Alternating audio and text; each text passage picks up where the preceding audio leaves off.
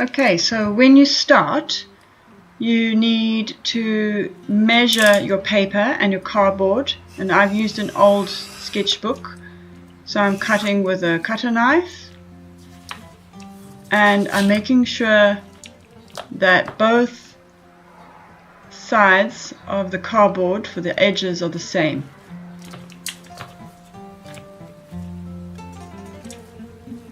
So you have to line it up. So I've already cut your pieces of cardboard for you, but you might have to cut them a bit smaller because your papers will be smaller than your cardboard. So there I've cutting the papers. You don't need to worry about that because I'm cutting it for you. But if you want to add extra pages in your book, then perhaps you want to cut some more. As you can see, I'm using a steel ruler because that gives a cleaner cut. And now I'm cutting the edges, so I'm measuring out the edges of the book's spine. So I'm measuring it for both pieces of cardboard, and I'm going to chop that off now. As you see my steel ruler. You need to be very careful with a craft knife. If you don't feel confident with a craft knife, you should just use a pair of scissors to cut it. That's also fine. But this is how I usually make books, because I've made many books in the past. So it's easier for me. It looks easy. But if you don't feel confident with a craft knife, I suggest you really do use a pair of scissors. That's also fine.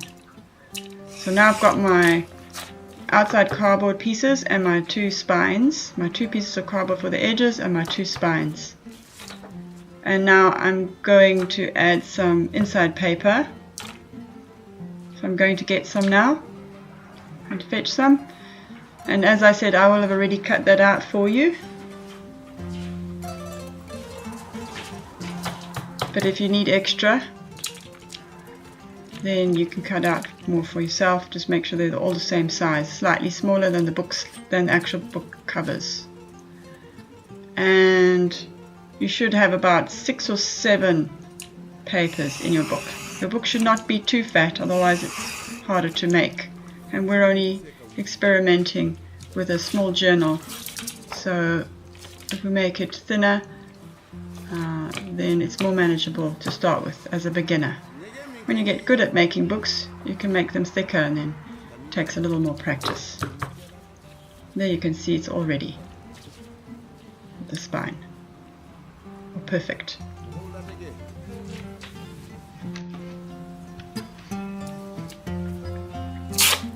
Okay, so what I'm doing here now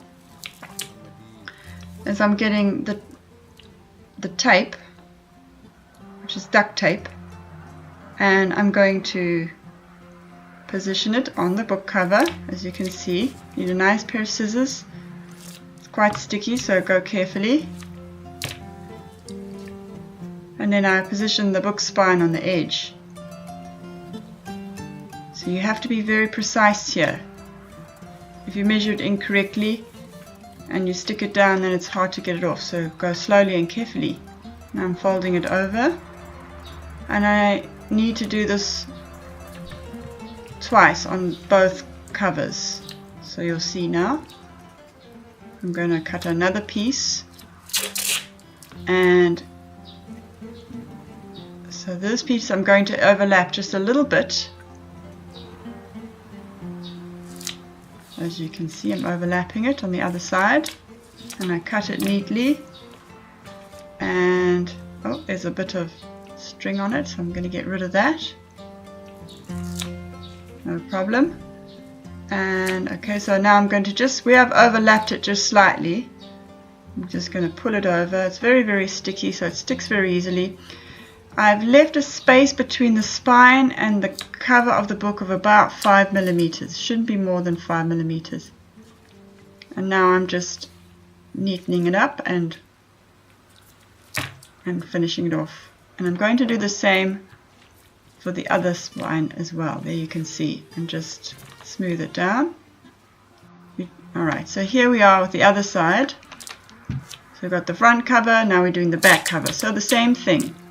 Watch how I do it and do it exactly in this way, and you'll have less hassle and less stress. Make sure your work surface is nice and clean, otherwise bits and pieces can easily get stuck to that duct tape. Right, here we go. So I'm sticking the spine on first this time, doesn't matter which one you put on first. But when you do the second cover, just watch and see, the two have to match up exactly. Otherwise you end up cutting your book covers to match them. So you see I'm just neatening the edges there. And I'm going to position it also 5mm space between the spine and the cover, but I'm looking at the other front cover just to be 100% sure, so that I line them up and I know that the book will be perfectly in the front and the back cover will be perfectly in line. There you go. Okay, you don't have to measure with a ruler, just like that. So I've done the one side and I'm going to stick some on the other side, again leaving a little bit of an overlap, same as what I did with the other cover.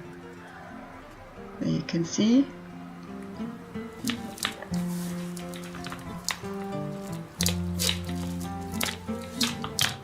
Okay, and pulling that over. So where I pull it over will be the inside of the book.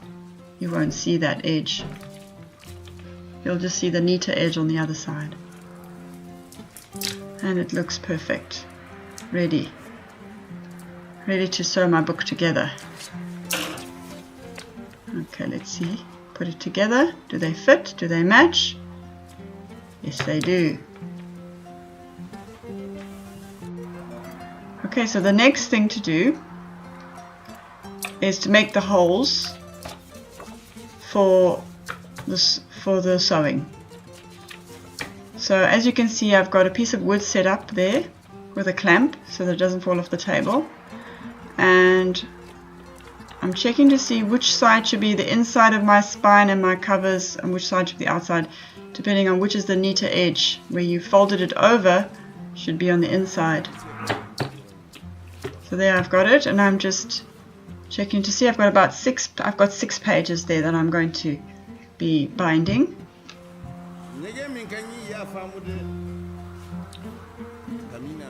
I'm just checking to see, is that correct? And I've just put 2 dog clamps on. Okay, so now there's a template showing 9 holes for the book spine as to where the threading will go. And you can see, if you look carefully, I've written edge with an arrow. So where the arrow points and it says edge, that should be on the outside. And then you just take a needle, something sharp like a needle, and you just poke through the holes in the template. Okay, you won't need to make the template because I've already made it. Poke through those holes and it'll make a little mark. So do each one, keeping the book very still while you're doing this. I'm doing that for all 9 holes, and you can see, you can feel it with your finger. If your eyesight's not too bad, you'll be able to see it easily. If you don't use a black duct tape, then it'll be really easy. You could even use a pen, but because it's black, I've had to use a needle, otherwise I would not be able to see the holes if I tried to draw them with a pen. Alright, so I just went over that again just to make sure, and now I'm going to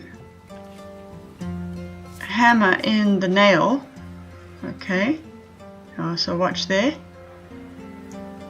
So I'm hammering the nail through where I've made the mark, and should go all the way through. Now you have to do that over the piece of wood that you've clamped to the table. You should not be doing it in any other place, so that the nail goes into the wood, not into the school table, for example. So there should be some spare pieces of wood that you can clamp to the table, and it won't be dangerous. If this part is very difficult for you, then ask for assistance.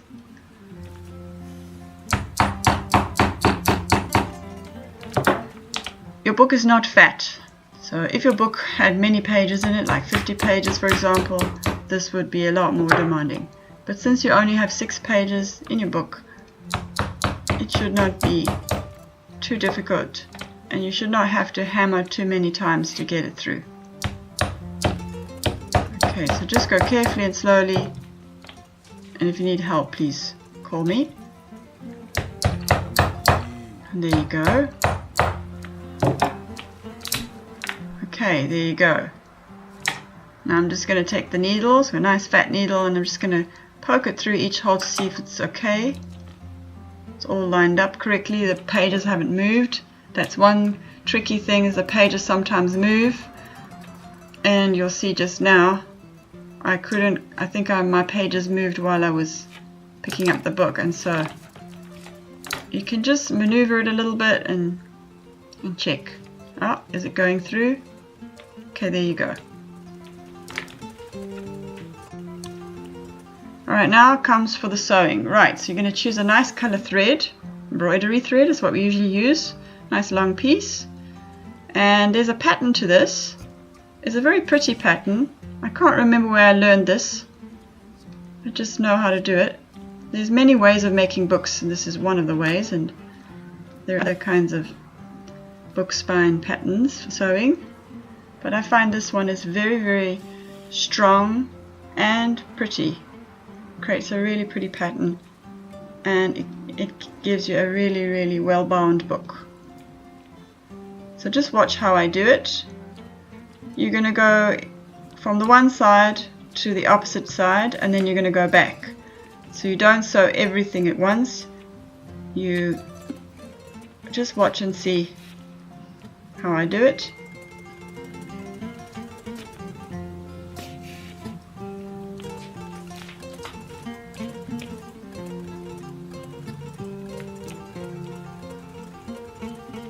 Oh, trying to get, I think my page has moved again.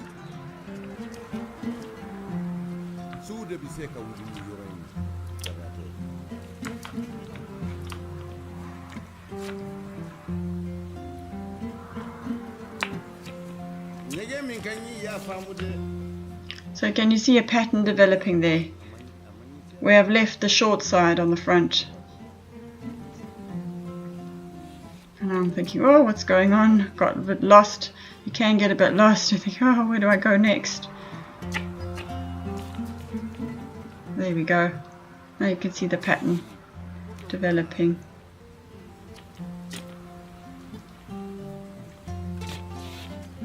If you end up sewing in a different pattern, it's not the end of the world. Your book will still be strong. Now, one of the nice things you can do here is to add buttons or other small things to your spine, and you can add that. You can add several buttons, or just at the end. I have forgotten to add a button, but I remember later on to add a button, so you can add one in the middle or on either end while you're busy sewing it up. So now I'm going back to the original edge, and I'm just filling in all the pieces that I missed out. And now you can see how it really looks quite lovely, doesn't it? Choose a piece of thread that contrasts with your duct tape. So I have a black colored duct tape, and I have an idea of how I want to decorate the cover.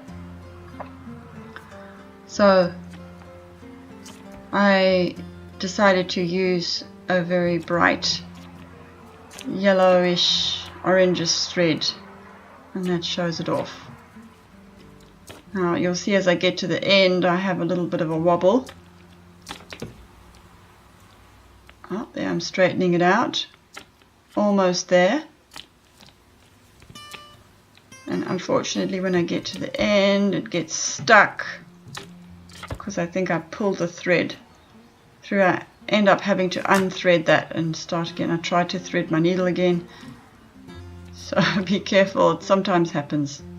Anyway, what I ended up doing is unthreading it. Alright, now I've unthreaded it and I've rethreaded my needle and I'm ready to finish it off now. Just need to go over the edge there. You can actually just tie it. And this is where I decide how will I make it prettier. There you go, making a nice knot. Pull your thread very tightly. The tighter, the better your book will be. And I've got lots of different color buttons, and I've chosen that yellow one because it goes with the color of the thread. So I'm just threading that through, and then you just need to tie it or knot it at the end, and that gives it a little bit of an accent, creates a nice interest, creates a bit of texture. So if you have buttons at home or other things that you could add to your spine, please bring that. Okay, and then you can just chop off the edge, keep a little bit of a tail, and it's quite pretty. I can take off the clips and you can see your book is very strong. Very nice.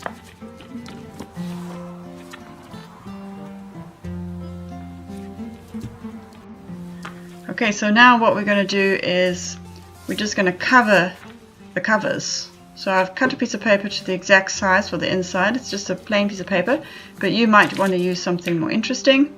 A piece of cardboard or newspaper or scrap paper or washi paper or whatever you find in your house that you think is exciting. Could even be fabric. You can cover your book with material, fabric, or anything you choose. Alright. The inside, keep it quite simple and flat. On the outside you could add something more texturized, or you could paint a picture on your cover. There's no rules, but I'm just doing something very simple. And there you can see I just use a bit of glue. And now I have chosen some Japanese paper which I found in Osaka, and I love this kind of paper because it is so colorful. The back doesn't have to be the same as the front. And there you go, I've just smoothed it on. Very simple, very easy. And I'm now going to just fold it over. So as you can see, you put the inside paper on first, and then you add your outside paper or your fabric or whatever it is, so that it folds over onto the inside and it looks neat. It's like kind of like wrapping. And I'm doing a bit of a dog ear there. If you're using fabric, the best way to stick fabric on is using double-sided tape. If you're using just paper, then Pritt glue works best. That's simple. And you can decide on which paper to use based on the color of your spine and the color of the threading and the buttons that you chose, so you can match it up. There you go. I'm just quickly sticking some glue. Now you'll notice that I made a bit of a mistake here when I stuck it down, because it wasn't really even, as you can see. And I noticed just now, you'll see I'm folding it over and I realize, oh, the top is thinner than the bottom. I want them to be the same width. So you can make these kind of perfectionist decisions if you need to. And also you can check to see that the front and back decoration lines up. There you can see I'm checking. Lines up. Okay, doing it a bit better. If you get it wrong the first time, try again.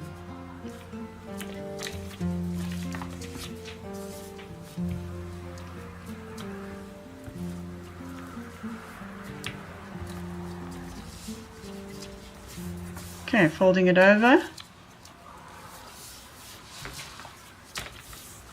and just making sure that it's neat.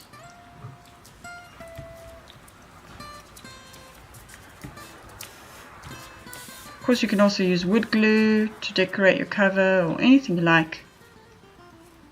Right, that's my book. Now I'm going to add a ribbon. Oh, and I'm not able to open it. really annoying. Alright, oh, here we go. Let's see. Oh, managed to open it. So, as I said, when you use fabric, when you add fabric to your book cover, it creates a very nice texture, and it's a wonderful thing for book covers. But you do need to use something other than glue. Glue doesn't really work with fabric. So the best thing is double-sided tape. And I have a very thin roll of double-sided tape. So what I've done is I've just added 2 together, stuck them next to each other, and I'm going to fold that over on the inside, as you can see.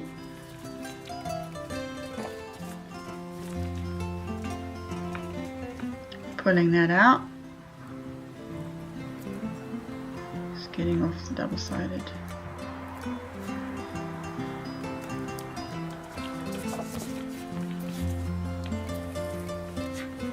There it is. Now I'm ready to add my ribbon. And I need to see, do I want it, oh, the wrong way. Shiny side up, please. Wow, that's very pretty. Lovely colors, lovely patterns, lovely textures. Very bright and sort of summery. Alright, and I'm just going to glue that down in a minute. Just going to use a bit of Prit to glue it down. You could use a bit more double-sided tape. I'm working quickly, but you have time to make it perfect. Alright, there it is. Super neat, super finished.